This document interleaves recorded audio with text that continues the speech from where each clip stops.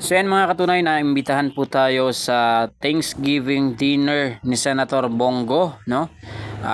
Kasama natin dito ang Friends of Bongo at Bayanihan, Malasakit, at syempre sa pangunguna ni RD Dan Navarro sa Mindanao. Siya po ang dahilan tayo po ay nakapasok sa Thanksgiving na ito. At dito nga ating masasaksihan, nandito po si Philip Salvador, ang Mr. Ipe, no, ng ating kilala. At syempre nandito din po yung representative ng Sagip Party List, Marcoleta, no. Ayan mga katunay, kahit man sa dami ng tao ay nakita pa rin natin ng malapitan sa Senator Bongo. Hindi man tayo nakalapit ng personal para maibulong sa kanya yung ating munting purpose sa paglalakbay sa paglilibot sa buong Pilipinas. Pero very thankful po tayo at nakapasok tayo sa ganitong event sa Thanksgiving ni Senator Bongo dahil 27 million lang naman po yung sumuporta sa kanya, kaya siya po yung number 1 ngayon. Kaya kahit nasa Thanksgiving, ito po yung staff niya, tinanggap pa rin po ang aking munting position paper para sa Anti-Elderly Abuse Act, purpose ng aking paglilibot sa buong Pilipinas. Staff. At dito nga mga katunay, na-receive na po ng staff ni Senator Bongo, at ito nakapag-selfie na rin tayo kay Senator Bongo at kay Attorney Israelito Torion, no?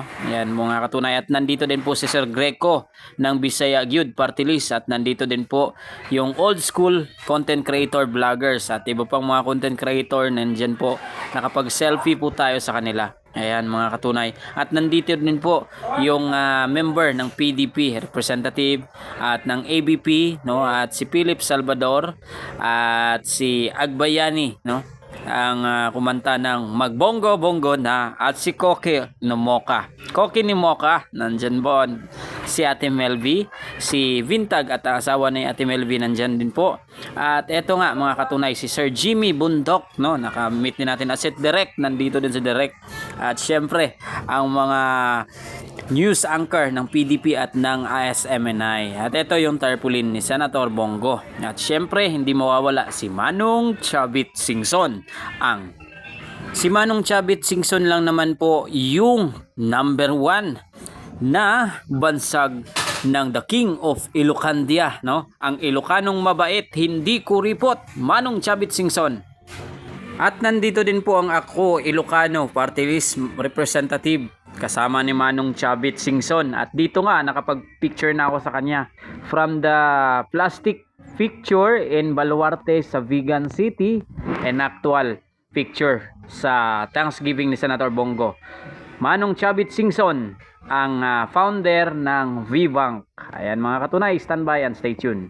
At dito naman po mga katunay, atin pong maririnig ang proxy ni Senator Bato de la Rosa. Kaya nga mabigat yung aking bisikleta dahil kay Senator Bato de la Rosa. Sobra-sobra ang bato na aking karga sa paglilibot ko sa buong Pilipinas. Standby and stay tuned. Bato de la Rosa, Martin! Yan ang proxy ni Bato, kaya saan siya pumunta? Kung si Bato namimigay, ito naghihingi. Baliktad. Baliktad. Pero sipat nito. Oh, lugaw-lugaw